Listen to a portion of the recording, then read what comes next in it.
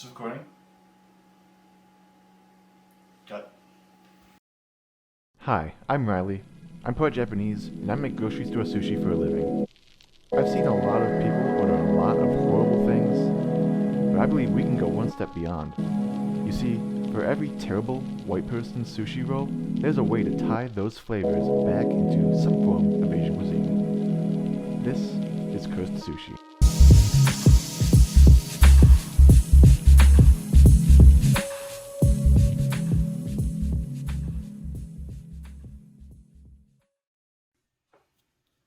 Hello, and welcome back to Cursed Sushi.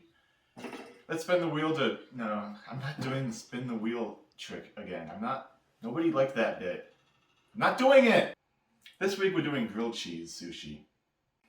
Alright, so I considered just throwing like a stick of string cheese in the middle of a sushi roll and calling that sushi, but I also couldn't figure out... Like, that's not grilled cheese.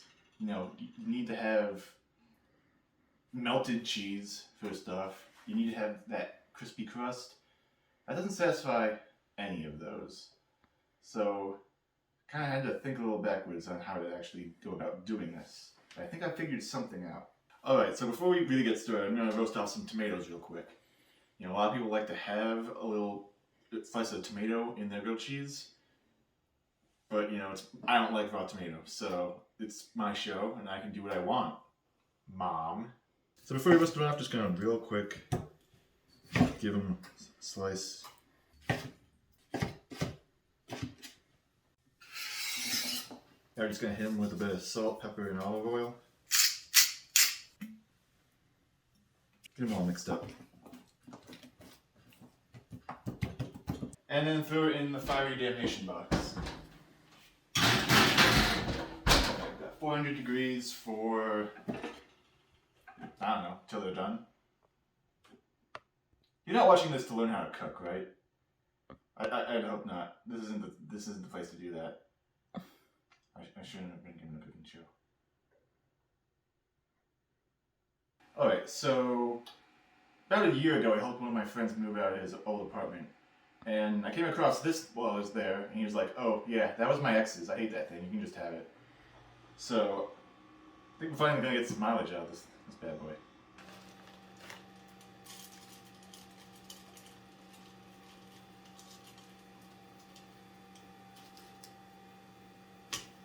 Yeah, that's right.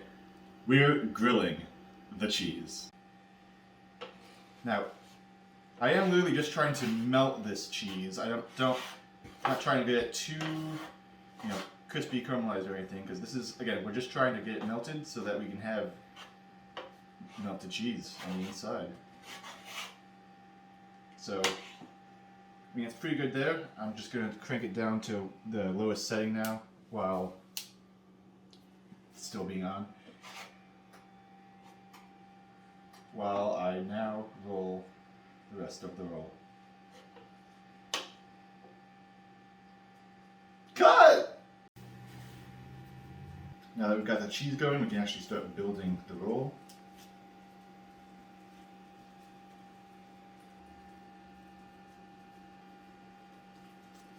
Let's transfer the cheese over. It's a little hot.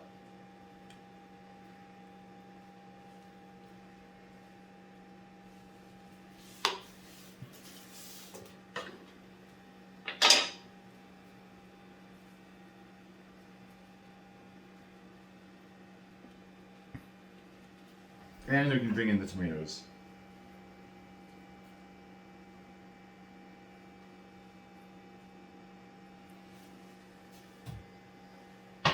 Now these tomatoes are also going to help, give you someplace to hold on to, so you're not just putting your hands right in the cheese when you go to roll the damn thing. Now I am also going to try to do something that I've never tried to do before, which is roll the roll square on purpose. Let's see how well that works.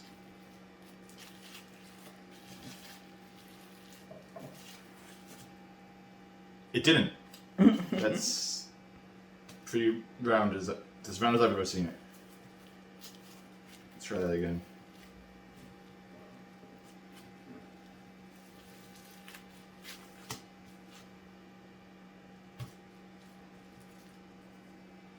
Good enough. Wait, close it on. Well, I guess that's fine. Because it'll flatten out on the sides either way when we do what we're about to do now. I did say this was going to be grilled cheese, right? Yeah. You know what's up. We're grilling the whole thing.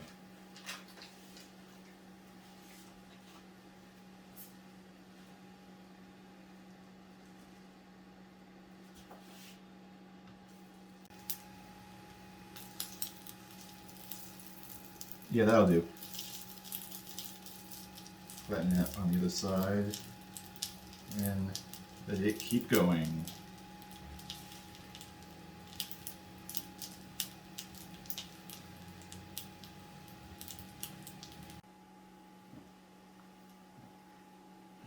Okay, well, while we're waiting for that to cook off, let's move on to the second half of the video. How are we going to tie grilled cheese back into Asian cuisine? Well, with one secret ingredient. There's corn in it. You see, every time I tried Googling Asian grilled cheese, the results weren't especially inspiring. For the most part, everything seemed to be just kimchi grilled cheese, which seemed to be kind of a cop-out for this. Like, it would literally just be this, but with kimchi in it. But I found another Korean food called corn cheese. So we're just gonna see where that takes us. Alright, so first we're gonna take our corn into a pan. That's too much. Alright, so we're gonna take not nearly that much corn, and then we're gonna add some mayonnaise. Wait, are we sure this is Korean?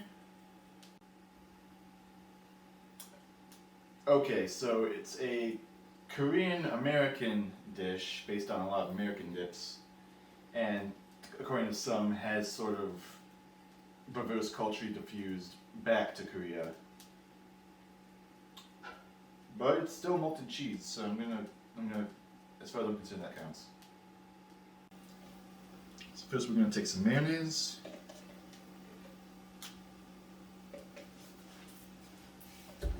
Then we're gonna dice up a bell pepper.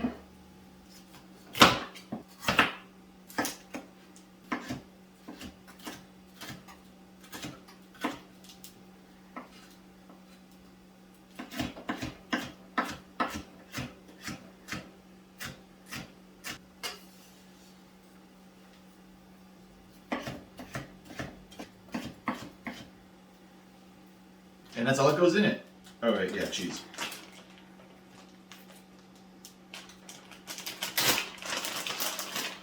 Put a little bit on the inside.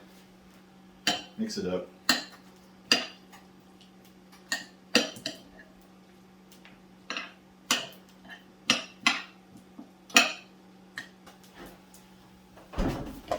And then you're gonna want to add back in more of the corn because you realized that's way too much mayonnaise. This step is vital.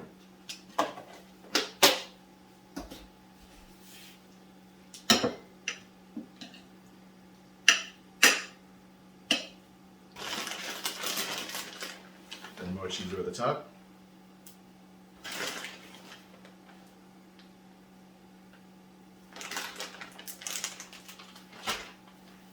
Bake this up in the oven again.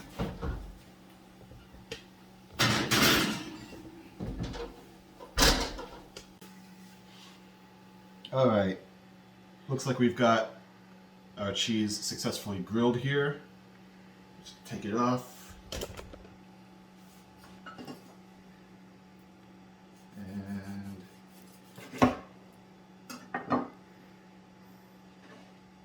get a load of that cheese.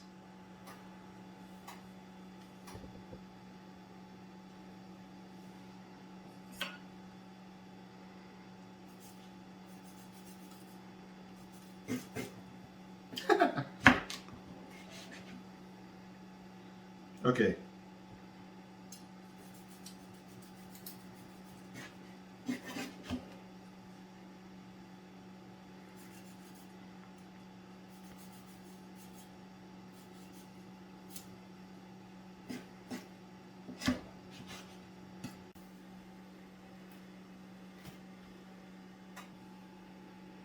Well, that didn't quite work. So, note to self, when you griddle the rice like that, you can't cut it. So, I think normally I would like to taste this alongside the other one. But considering the whole appeal of this is the fact that the cheese is melted, I think I am going to have to just taste one right now real quick.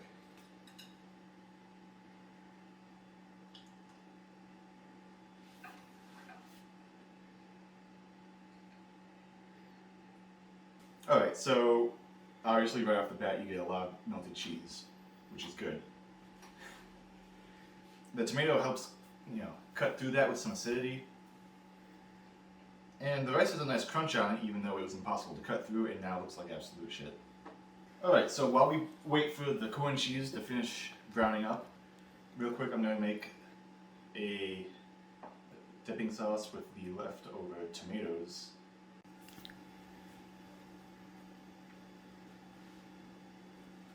So I'm just going to take some of the roasted tomatoes left over from before. We're going to add some Kewpie mayo. And to kind of keep with the sort of Korean thing we've got going on here, a little gochujang, if I can figure out how to open it.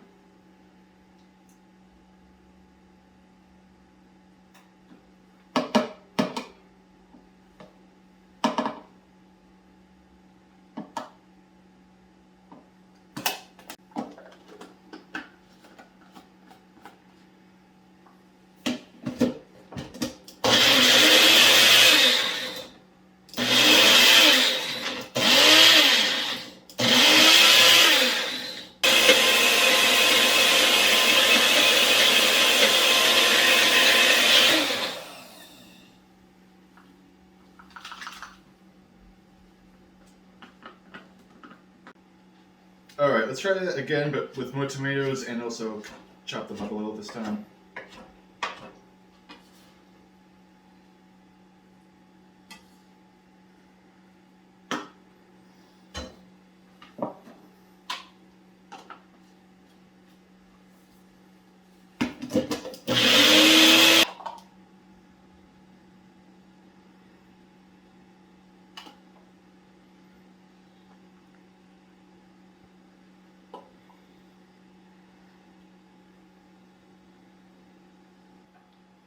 Well, my whole apartment smells like corn now, so I think that means the cheese is done.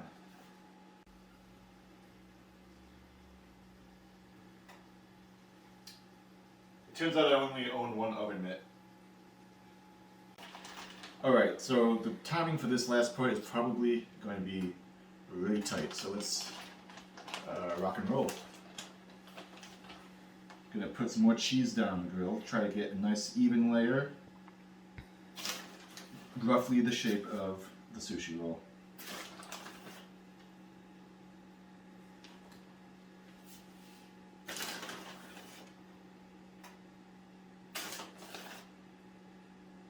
While that goes, we'll start rolling out the rice. Alright, now that the cheese has cooled off just enough to be able to handle, start getting it in the roll.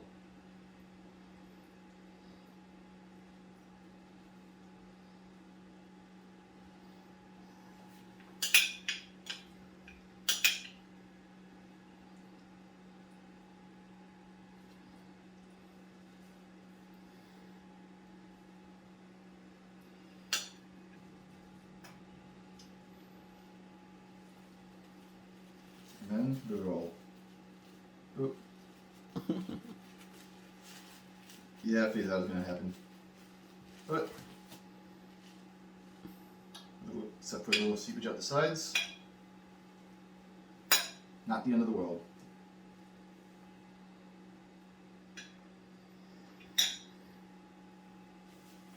What is the end of the world is that this cheese is not nearly where I want it to be yet. Absolute disaster.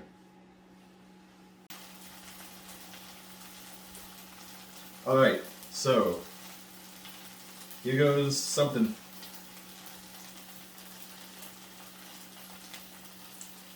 Off to a great start.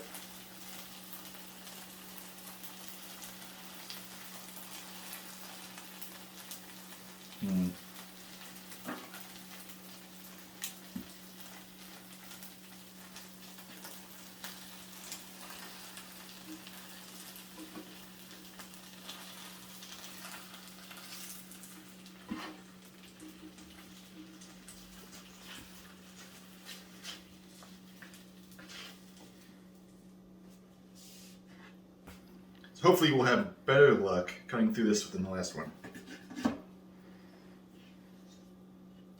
Yeah, I'd say so.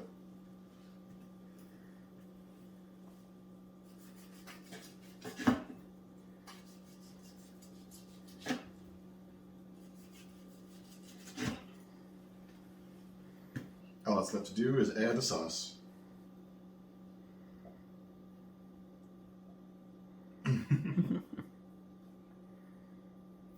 Yep. So this is why we cut like half the nozzles off the balls at work.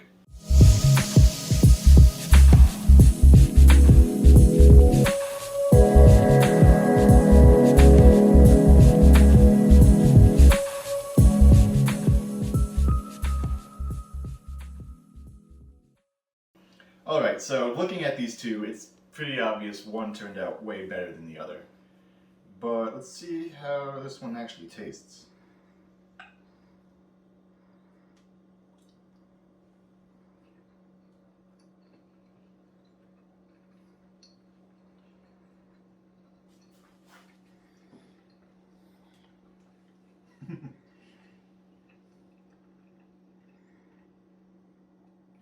Okay, yeah, seriously, no contest between the two.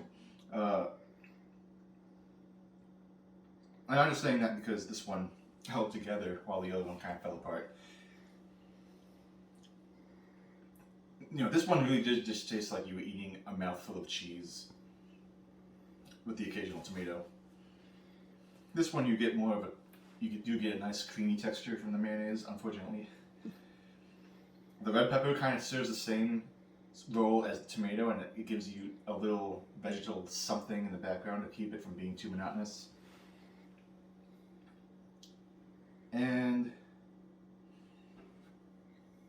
you know, grilling the cheese itself as opposed to the rice, obviously, I don't need to tell you. You can see from looking at it. It's just far superior.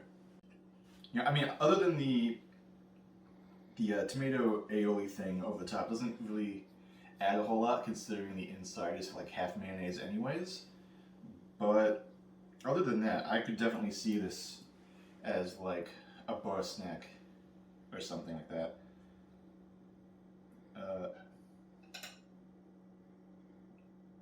So, does the fact that we went with Korean corn cheese make this more of a kimbap than a sushi roll? Well, let me know in the comments. Until next time, I am out of here. Like, subscribe, etc. Alright.